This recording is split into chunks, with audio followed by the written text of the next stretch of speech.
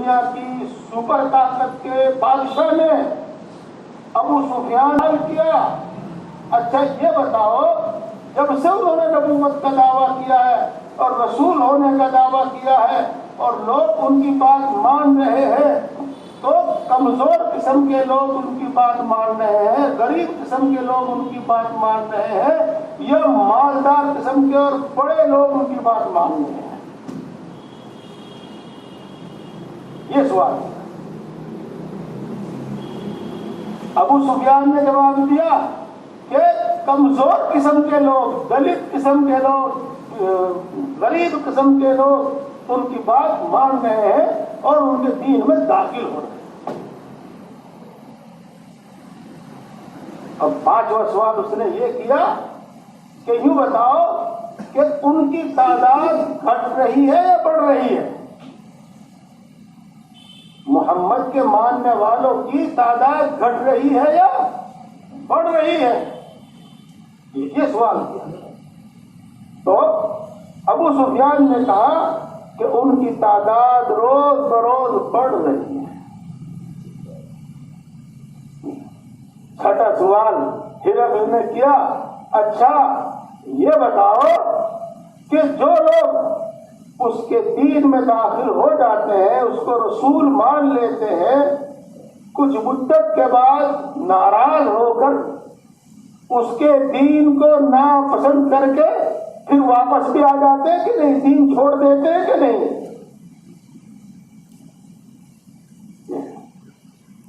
تو ابو سفیان نے جواب دیا کہ نہیں، جو اس کے دین میں داخل ہو جاتا ہے پھر اس کا دین نہیں چھوڑتا. دوستو بات صحیح ہے، بات پکی ہے. ہم نے سنا ہے قصہ حضرت بلال رضی اللہ تعالی عنہ کا، ہم نے سنا ہے قصہ حضرت خباب بن ارت رضی اللہ تعالی عنہ کا، ہم نے سنا ہے قصہ حضرت سمیہ رضی اللہ تعالی عنہ کا.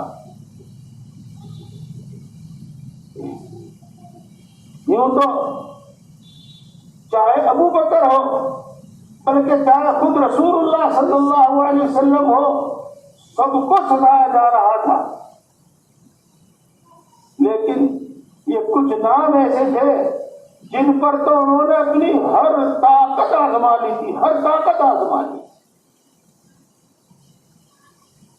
ہم نے اور آپ نے اردو کی ابتدائی کتابوں میں پڑھا تھا کہ حضرت بلال رضی اللہ تعالی عنہ کا یہ حال تھا کہ تپتی ہوئی زمین پر چلچلاتی دھوپ میں ان کو لٹا کر ان کے سینے پر پتھر رکھ دیا جاتا تھا، اور وہیں پتھریلی زمین میں پڑے رہنے دیا جاتا تھا. اور گزرنے والا کہتا تھا کہ اے بلال، تو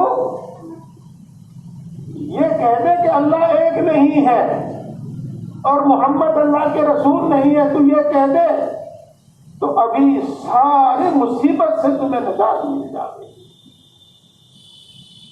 تو حضرت بلال رضی اللہ تعالی عنہ اس کے جواب میں فرمایا کرتے تھے، احد احد احد، اللہ ایک ہے، اللہ ایک ہے.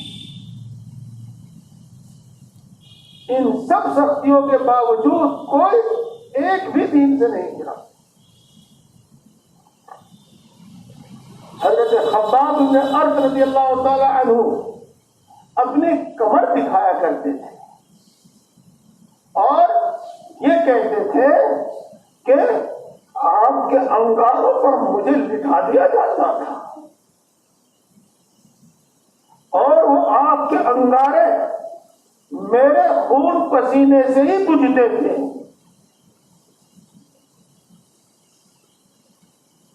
اور اس کے باوجود وہ اپنے دین سے نہیں تھے.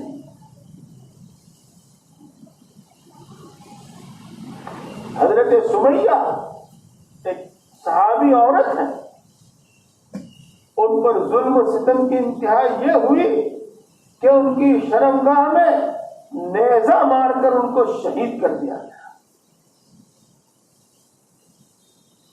اور کس کے قصے آپ کو سنائے جائیں میں؟ آپ کو معلوم ہے کہ رسول اللہ صلی اللہ علیہ وسلم اور جو آپ کے حمایتی تھے وہ سب، چاہے وہ ایمان لائے تھے یا نہیں لائے تھے، اور تمام مسلمانوں کو بائیکاٹ کر دیا گیا، مکے سے نکال دیا گیا، اور شعب ابی طالب میں 3 سال قید رہے. 3 سال نہ ان کے ہاتھ کوئی بیچتا تھا، نہ ان کے ہاتھ کوئی ان سے کوئی کچھ خریدتا تھا، کچھ نہیں. اور حالت یہاں تک پہنچی ہے، آپ نے سنا ہے، میں نے بھی سنا ہے، آپ نے بھی پڑھا ہے، میں نے بھی پڑھا ہے کہ درختوں کے پتے کھا کھا کر زندگی گزاری اور درختوں کی چھال کھا کھا کر زندہ رہے، لیکن دین سے نہیں پھرے.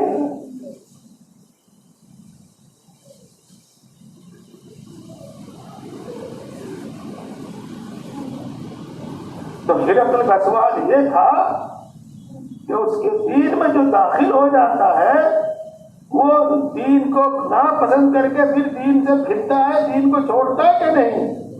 کہا کہ نہیں چھوڑتا.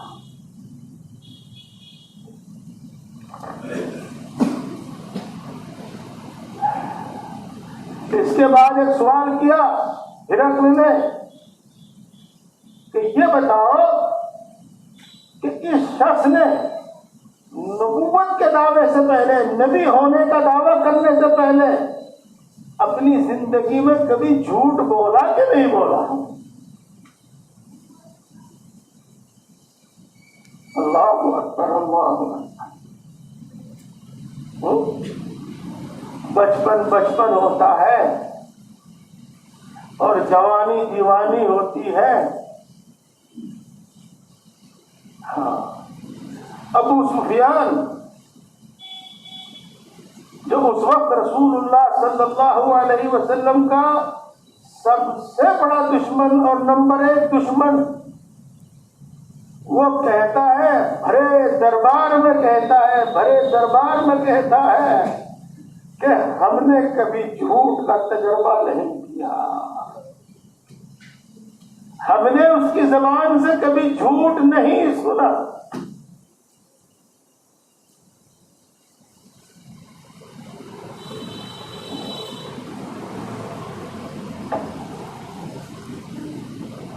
نبوت سے پہلے، نبی ہونے سے پہلے ہی کی بات ہے کہ رسول اللہ صلی اللہ علیہ وسلم کو ایک سچا، اچھا اور امانت دار انسان کے طور پر سارا مکہ پہچانتا ہے. جیسا کہ ہم کسی کے چال چلن کو دیکھ کر اس کو کوئی نام دے دیتے ہیں، تو آپ صلی اللہ علیہ وسلم کے چال چلن کو دیکھ کر اہل مکہ نے، مکے والوں نے آپ کو نام دیا تھا امین، امانت دار. مکے والوں نے آپ کا چال چلن دیکھ کر آپ کو نام دیا تھا صدوق، سب سے زیادہ سچا انسان.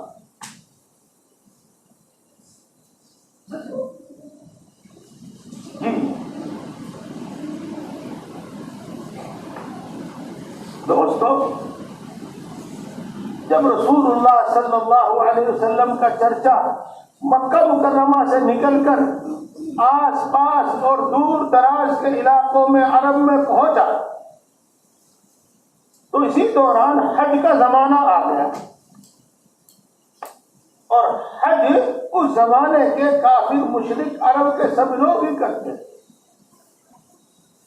اللہ اللہ، میرے بھائیوں، اللہ کی اس نعمت کی قدر کرو. جی،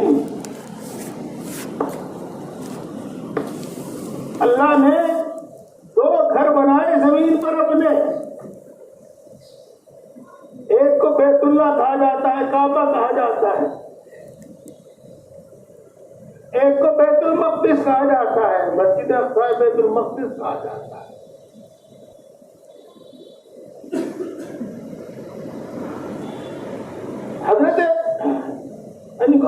بنی اسرائیل کے انبیاء، ان کا بیت اللہ بیت المقدس تھا، ان کا قبلہ بیت المقدس تھا.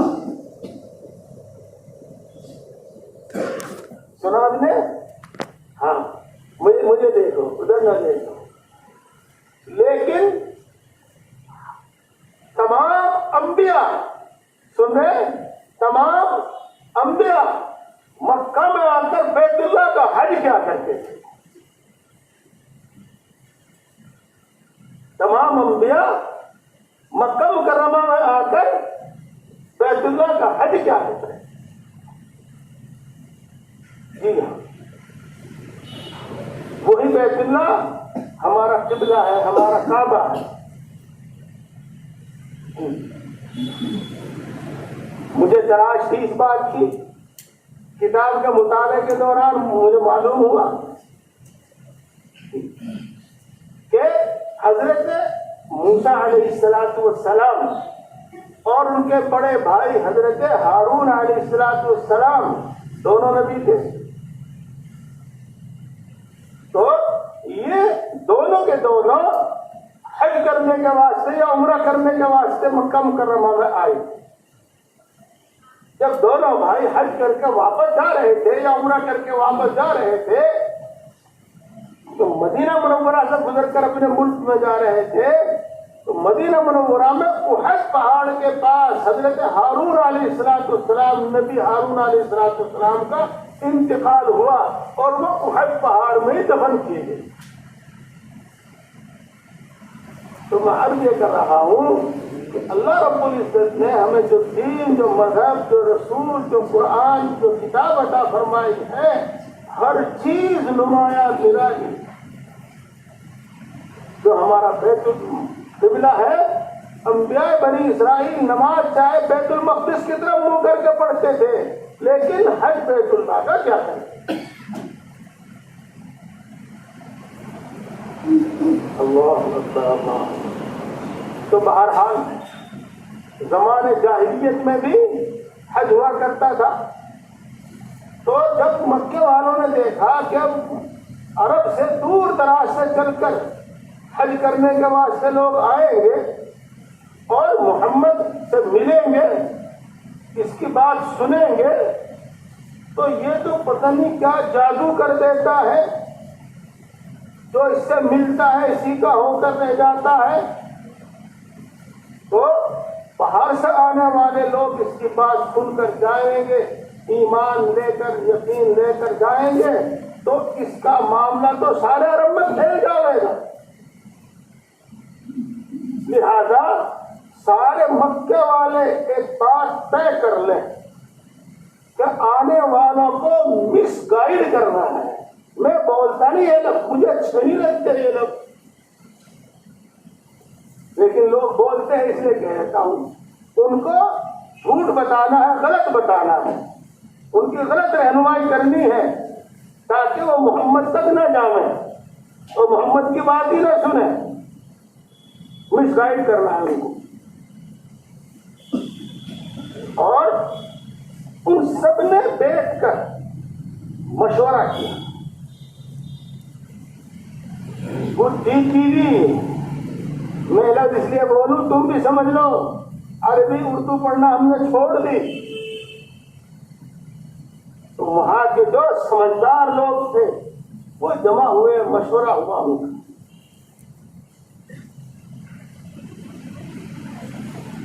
کسی نے کہا کہ اس کو شاعر کہو،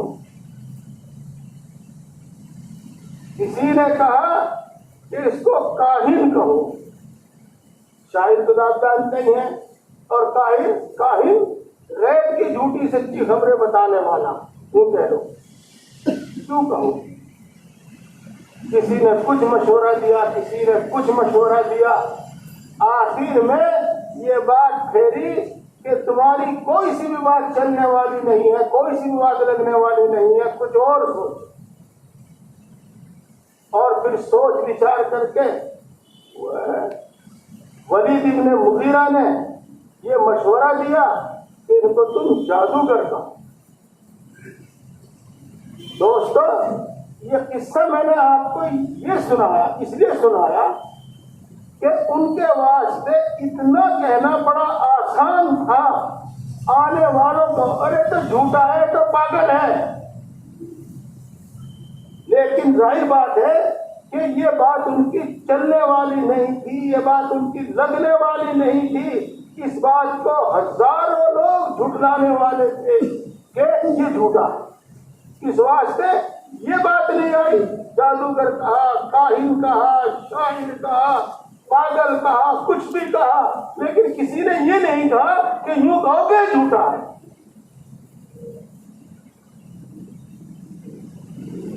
اللہ اکبر، اللہ اکبر۔ اس کے بعد اس کا سوال یہ تھا کہ تمہاری اس کے ساتھ کبھی جنگ بھی ہوئی کہ نہیں ہوئی؟ تو ابو سفیان نے کہا کہ ہاں ہماری ان کے ساتھ جنگ ہوئی ہے، جنگ بدر بھی ہو چکی تھی، جنگ احد بھی ہو چکا تھا، اور پھر عمرے میں آپ صلی اللہ علیہ وسلم جب تشریف لے گئے تھے، حدیبیہ میں صلح ہوئی تھی، اس کے بعد کا قصہ ہے جو خطوط لکھے تھے۔ تو ہرقل نے پوچھا کہ جنگ میں کیا رہا معاملہ؟ تو اس نے کہا کہ کبھی وہ غالب آ جاتا ہے اور کبھی ہم غالب آ جاتے ہیں، کبھی وہ ہار جاتا ہے اور کبھی ہم ہار جاتے ہیں، یوں ہوتا ہے۔ اس کے بعد سوال کیا ہرقل نے کہ یہ بتاؤ کہ اتنے دنوں سے تمہارا ان کا معاملہ چل رہا ہے، رگڑا چل رہا ہے، گھسم گھسا چل رہا ہے، یوں بتاؤ کہ اس نے کبھی غداری بھی کی ہے کہ نہیں کی ہے؟ یعنی کوئی عہد و پیمان کیا ہو اور پھر اس کی خلاف ورزی کی ہو، ایسا کیا کہ نہیں کیا؟ تو ابو سفیان یہ کہتے ہیں اس حدیث پاک کو بیان کرتے ہوئے کہ میرا جی یہ چاہتا تھا کہ میں کسی طرح محمد کی کوئی برائی کروں، لیکن مجھے کہیں گنجائش ملی ہی نہیں کہ میں کوئی برائی کر سکوں۔ یہاں مجھے تھوڑی سی کچھ گنجائش ملی تو میں نے یوں کہا کہ بھائی آج تک تو کوئی غداری اس نے کی نہیں، آج تک تو کسی عہد و پیمان کے خلاف کیا نہیں، اور دیکھ بھائی آج کیا مجھے پتا نہیں وہ کیا کرے گا۔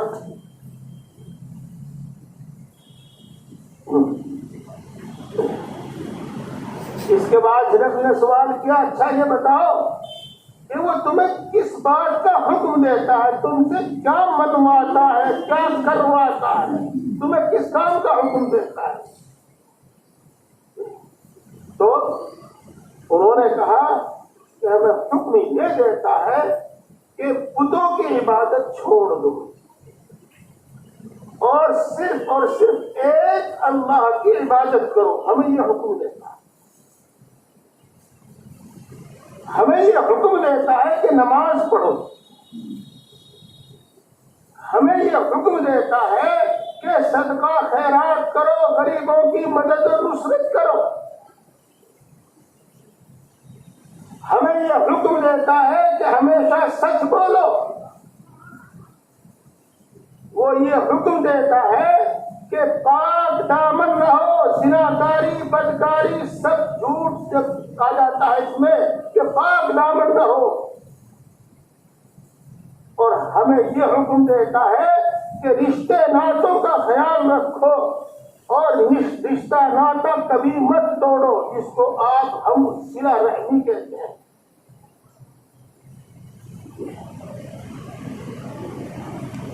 یہ سوال ہوئے اور ہرقل نے سوال کیا، ابو سفیان نے جواب دیا۔ اب اس کے بعد ہرقل نے بات شروع کی کہ میں نے تجھ سے یہ سوال کیوں کیا، اور میرے بزرگوں اور دوستوں میں بھی آپ کو یہی سنانا چاہتا ہوں، میں بھی آپ کو یہی سنانا چاہتا ہوں۔ آپ بڑے دھیان سے سن رہے ہیں، بڑے غور سے سن رہے ہیں، الحمدللہ، لیکن یہ بات ایسی ہے جس میں اور زیادہ توجہ دینے کی ضرورت ہے۔ ہرقل نے کہا کہ میں نے تم سے سوال کیا تھا کہ وہ کیسے خاندان میں پیدا ہوا، تم نے جواب دیا کہ اونچے خاندان میں پیدا ہوا۔ تو ہرقل نے کہا کہ اس کے نبی ہونے کی ایک دلیل یہ ہے، اس کے نبی ہونے کی ایک علامت یہ ہے کہ جتنے بھی انبیاء کرام علیہ السلام دنیا میں آئے وہ سب اونچے خاندان میں ہی پیدا ہوئے۔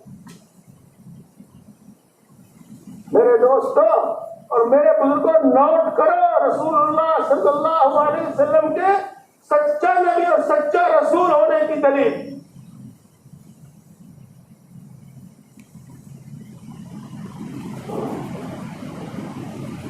میں نے پوچھا تھا کہ اس سے پہلے بھی کسی نے رسول اور نبی ہونے کا دعویٰ کیا کہ نہیں کیا؟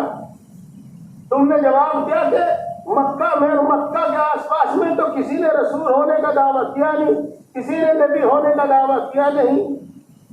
تو نوٹ کرو، ہرقل کہتا ہے کہ یہ بھی اس کے رسول ہونے کی اور نبی ہونے کی دلیل ہے، اس واسطے کہ اگر کوئی اور اس سے پہلے یہ دعویٰ کرتا تو ہم یہ کہہ دیتے کہ وہ اس کی دیکھا دیکھی کس نے بھی نبوت کا دعویٰ کر دیا، کس نے بھی رسول ہونے کا دعویٰ کر دیا۔ جب آج تک مکے میں اور مکے کے آس پاس میں کسی نے نبوت کا دعویٰ ہی نہیں کیا، کوئی جانتا ہی نہیں تھا نبی کون ہوتا ہے، کیا ہوتا ہے، کوئی جانتا ہی نہیں تھا رسول کیا ہوتا ہے، کون ہوتا ہے، اور اس نے نبی ہونے کا رسول ہونے کا دعویٰ کیا، تو دلیل ہے اس بات کی کہ اللہ ہی نے اس کو یہ چیز عطا کی ہے۔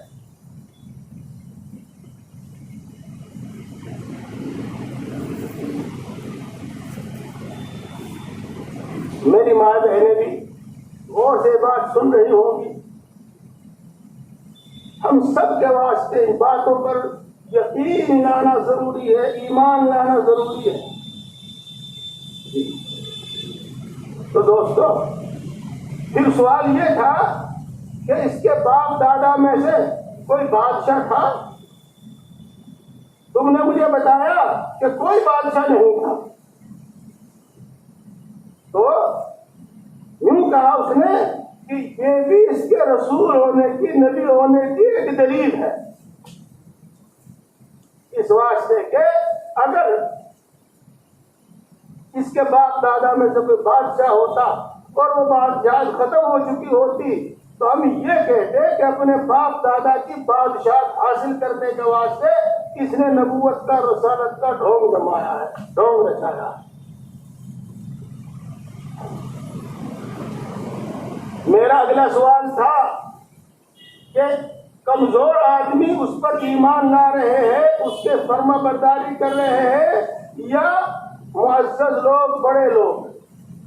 تم نے جواب دیا کہ دبے کچلے لوگ، کمزور لوگ، غریب لوگ اس پر ایمان لا رہے ہیں اور اس کی تابعداری، فرما برداری کر رہے ہیں۔ تو سنو، نوٹ کرو، ہرقل نے کہا یہ بھی اس کے نبی ہونے کی ایک دلیل ہے، اس واسطے کہ اللہ رب العزت نے جتنے بھی انبیاء دنیا میں بھیجے ہیں ان کا حال یہی تھا کہ شروع میں دبے کچلے اور غریب لوگ ہی ان پر ایمان لائے۔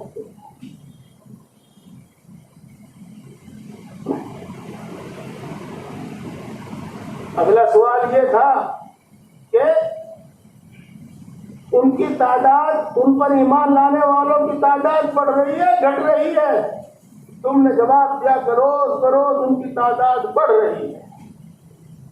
تو ہرقل نے کہا کہ سچے مذہب، رسول کہہ لو، دین، نبی کہہ لو، کہ یہی علامت ہوتی ہے کہ جب تک اللہ تبارک و تعالیٰ اس کو کامل اور مکمل کرے، اپنے پورے عروج پر پہنچے، اس کا حال یہی ہوتا ہے کہ اس پہ روز بروز ترقی ہوتی ہے۔ میں نے آپ کو ایک بات کہہ دی اور ہرقل نے بھی وہ بات کہی کہ جب تک اللہ تبارک و تعالیٰ اس کو عروج بخشے، کمال بخشے، اس وقت تک روز بروز اس میں زیادتی ہوتی ہے۔ تو دھیان دیجیے، توجہ فرمائیے، جب کسی مذہب کا، دین کا، پارٹی کا غلبہ ہو جاتا ہے اور اس کے ماننے والوں کو فالودہ ملنے لگتا ہے تو سچے جھوٹے کچے پکے سب شامل ہو جاتے ہیں اس میں. اور جب تک وہ فالودہ ملتا رہتا ہے اس میں رہتے ہیں، اور جب اس میں کوئی کمی آتی ہے تو چھوڑ چھوڑ کے بھاگ لیتے ہیں. تو جو شروع میں داخل ہوتے ہیں بلا کسی غرض کے داخل ہوتے ہیں، اخلاص کے ساتھ داخل ہوتے ہیں، وہ داخل ہونے کے بعد کبھی نہیں نکلتے. اگلا سوال میرا یہ تھا کہ کوئی شخص اس کے دین کو ماننے کے بعد، اس کی نبوت و رسالت کا اقرار کرنے کے بعد پھر پھرتا بھی ہے کہ نہیں؟ تو تم نے کہا کہ نہیں پھرتا. تو سنو دوستو، ہرقل نے کہا، ہرقل کی گواہی ہے اور وہ انجیل اور تورات کا عالم ہے. وہ کہہ رہا ہے کہ جب ایمان دل کے اندر رچ بس جاتا ہے تو پھر یہی حال ہوتا ہے کہ کبھی واپس نہیں آتا. آگ میں جلنا گوارا کرتا ہے اور اللہ کے بندے آگ میں جلے ہیں لیکن انہوں نے ایمان نہیں چھوڑا. اگلا سوال میرا یہ تھا کہ تم نے اس پر کبھی جھوٹ کا تجربہ کیا کہ نہیں کیا؟ اس نے کبھی تمہارے سامنے جھوٹ بولا کہ نہیں بولا؟ تمہارا جواب یہ تھا کہ کبھی جھوٹ نہیں بولا. ہم نے اس کی زندگی میں کبھی اس کی زبان سے جھوٹ نہیں سنا.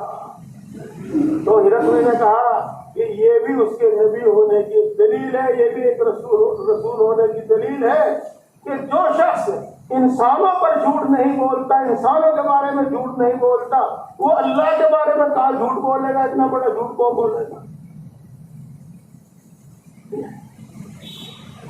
اگلا سوال یہ تھا کہ تمہاری اس کی کوئی بھی جنگ ہوئی ہے کہ نہیں؟ تم نے کہا کہ ہاں ہوئی ہے، اور کبھی وہ جیت گیا اور کبھی ہم جیت گئے، معاملہ اس طرح رہا. تو سنو، ہرقل نے کہا کہ پچھلے انبیاء اکرام علیہ السلام کے ساتھ بھی ایسا ہی ہوا کرتا. تو یہ بھی ان کے نبی ہونے کی ایک دلیل ہے. اس کے بعد پھر پوچھا کہ اس نے کبھی غداری، میرا اگلا سوال تھا کہ اس نے غداری کی ہے کہ نہیں، عہد و معاہدے کی خلاف ورزی کی ہے کہ نہیں؟ تمہارا جواب یہ تھا کہ نہیں کی. تو اس نے کہا کہ انبیاء کرام اور رسول کبھی غداری نہیں کرتے، عہد و معاہدے کی خلاف ورزی نہیں کرتے. یہ بھی نبی ہونے کی دلیل ہے. اگلی بات سنیے اور دھیان سے سنیے. اب ہرقل کہتا ہے کہ جو تم نے مجھے بتایا ہے اگر یہ سب سچ ہے تو میں جس جگہ بیٹھا ہوں اس ملک میں اس کی بادشاہت ہوگی. جو میں نے تم سے پوچھا اور جو تم نے اس کا جواب دیا، اگر یہ سب صحیح اور سچ جواب دیا تم نے، تو اس جگہ میں بیٹھا ہوں، میں 2 قدم میرے پیروں کے نیچے جو زمین ہے، اس زمین پر اس کی بادشاہت ہوگی، اس پر اس کی حکومت ہوگی، اس کا وہ مالک ہوگا. پھر اس نے اپنی ایک حسرت اور اپنی دلی ایک تمنا کا اظہار کیا اور کہا کہ اگر میرے لیے ممکن ہوتا تو میں یثرب جاتا، مدینہ جاتا اور اس کے پیر دھوتا.